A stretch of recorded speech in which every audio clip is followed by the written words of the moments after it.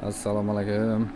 Yine Xudo xolasa Jahon katalarimizdan bittagisi 250 kvadratlik katalimiz ishga tushirib berdik. Xudo xolasa mana ajoyib ishlab turibdi.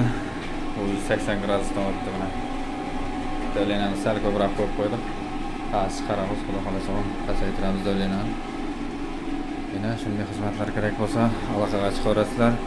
UPS akkumulyator bilan birgalikda qo'ydik. Montaj ishlari ham polni bo'ldi mana. Montaj ishlari ham qilib beraveramiz hammasini Xudo xolasa. Mo'rlari 6 metrlik, 120 metrlik turba bo'ldi mana.